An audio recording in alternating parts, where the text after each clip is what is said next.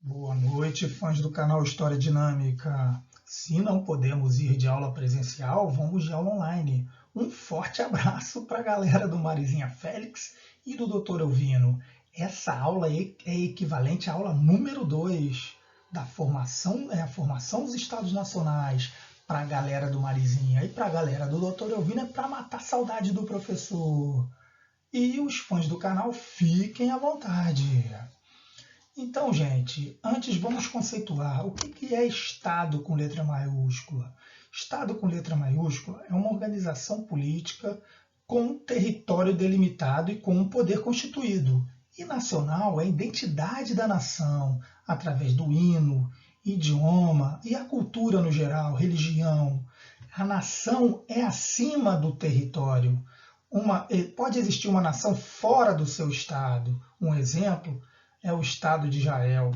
Eles sofreram várias diásporas e formavam uma nação em vários outros estados diferentes. Só em 1948, né, após a Segunda Guerra Mundial, que eles conseguiram formar um estado, né, com a nação dentro desse estado. Esse é o exemplo, nação, identidade cultural. Não precisa ter um território delimitado. Mas nessa época se formaram os estados nacionais. Por quê?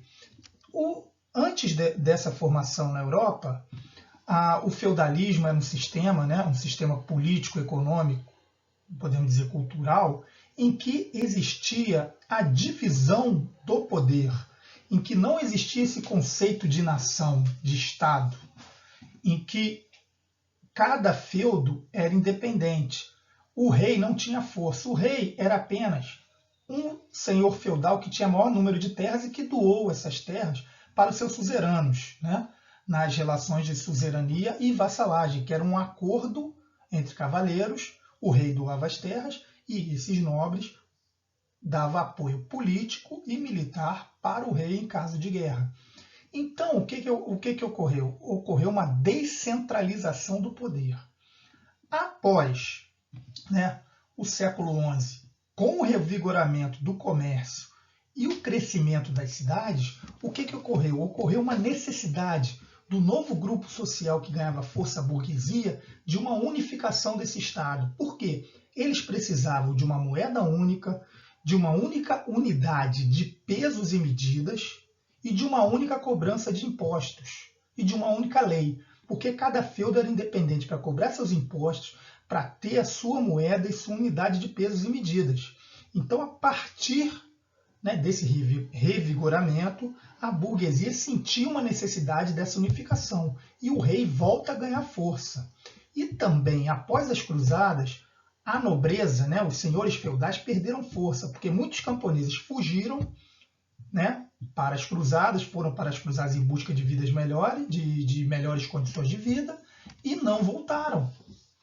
E os nobres, né, eles também tinham que enviar seu exército para as cruzadas, que eram expedições militares, mas também religiosas, para retomar Jerusalém. Então eles tiveram muitos prejuízos e precisavam do apoio tanto financeiro do rei quanto cargos no novo governo do rei. Então, essas monarquias nacionais, né, ou estados nacionais, se formaram a partir do interesse principal da burguesia, mas também da necessidade da nobreza de alguém que apoiasse. E a partir do apoio financeiro da burguesia, os reis puderam formar seu exército e toda a burocracia necessária para ter um país, um Estado forte.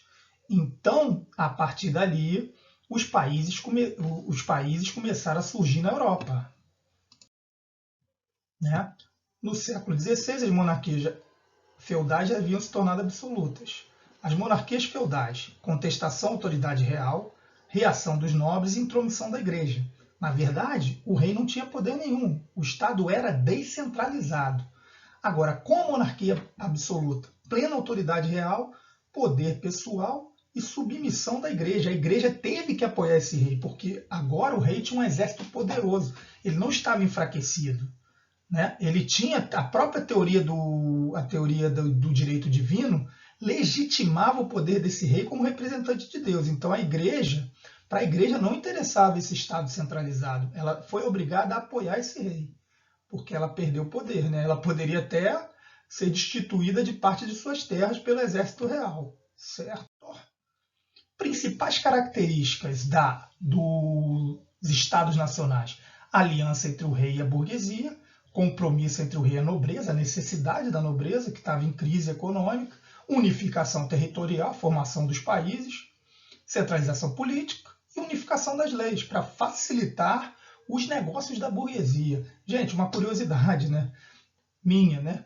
Sempre quando eu falo desse tema, eu lembro da Copa do Mundo, né? Porque são os países, aquele sentimento de nação, os hinos nacionais, né?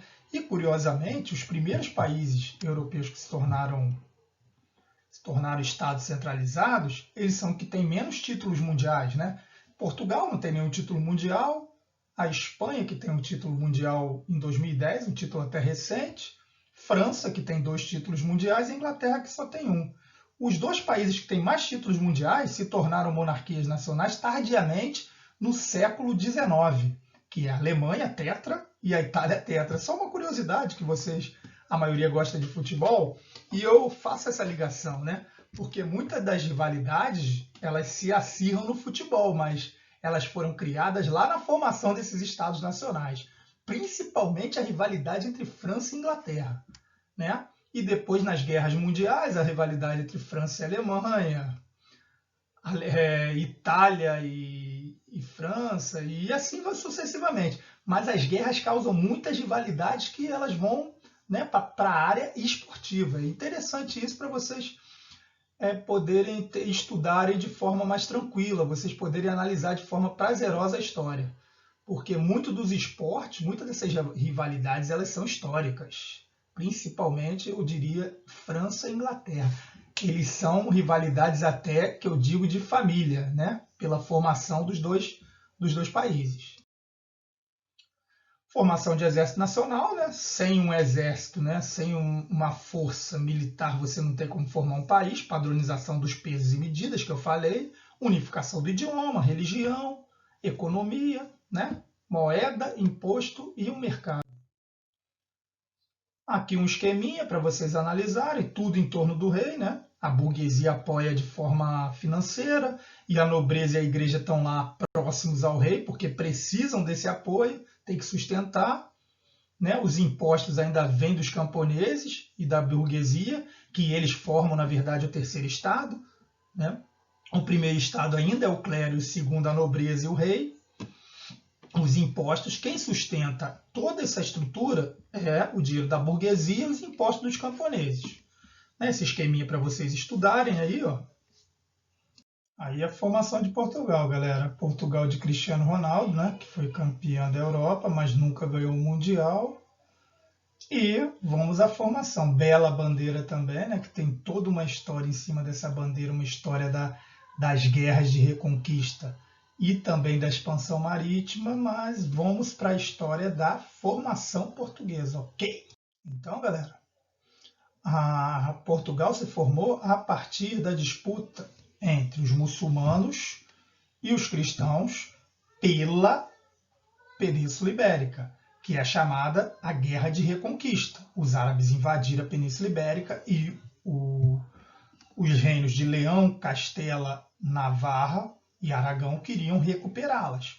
A partir do momento, né, que o Henrique de Borgonha ele participou dessas guerras, né, um nobre francês participou dessas guerras, ele recebeu as terras de Afonso VI de Leão, o condado portucalense. Seu filho, Afonso Henriques, ele se proclamou independente de Castela e Leão e fundou Portugal em 1139. E eles conseguiram, antes da Espanha, expulsar os muçulmanos. Se tornaram o primeiro Estado centralizado europeu.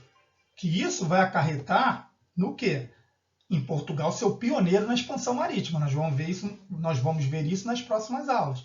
Posteriormente, em 1383, a guerra também de sucessão do trono português, que vai fortalecer mais ainda essa unificação portuguesa, né, com o apoio da burguesia. Isso nós vamos ver nas próximas aulas, lá na aula sobre expansão marítima. Mas o importante é frisar que Portugal foi o primeiro a se tornar centralizado, né? Vindo lá de Henrique de Borgonha, o filho dele, Afonso Henriques, ele se proclama independente de Leão e Castela e torna-se Portugal a primeira monarquia nacional consolidada, sem guerra, né? Consegue, porque Leão e Castela ainda está em guerra contra os muçulmanos. Não tem como combater Portugal. Eles deixam Portugal de lado e Portugal se torna independente. A poderosa Espanha, campeã do mundo de 2010. A Espanha, ela se unifica em 1469 a partir do casamento de Isabel de Castela e Fernando de Aragão. Com o casamento dos dois, eles se fortalecem com o apoio da burguesia e conseguem expulsar os muçulmanos em 1492. Né? O último reduto muçulmano é Granada, a cidade de Granada, e consegue retirar os muçulmanos e dá início também à expansão marítima espanhola. Certo, galera? Aqui a Inglaterra, galera, campeã de 66, ganhando da Alemanha na final, com um gol que a bola não entrou, né, mas ela é campeã de 1966 e depois não ganhou mais nada. Vamos à Inglaterra. Né? A Inglaterra, ela começa, isso que eu vou falar, que a guerra entre França e Inglaterra é de família. O duque da Normandia, Guilherme o Conquistador, ele funda a Inglaterra em 1066. Ele unifica a Inglaterra. E seu filho Henrique II consolida essa unificação. E após, né, o rei, né, o Ricardo Coração de Leão, ele fica muito envolvido com as cruzadas. Ele fica ausente do trono. Então isso enfraquece o reinado inglês. E seu irmão João Sem Terra, ele começa a cobrar muitos impostos e ele sofre com rebeliões, tanto dos camponeses quanto da nobreza. E a nobreza exige que ele assine a Magna Carta, que é a Constituição mais antiga do mundo, que é a Constituição inglesa, reduzindo seus poderes. Agora, após no século XV, a Guerra das Duas Rosas, que são duas casas reais, York e Lancaster, e que o símbolo eram flores. E aí o que acontece? O rei Henrique VII funda a dinastia dos Tudor.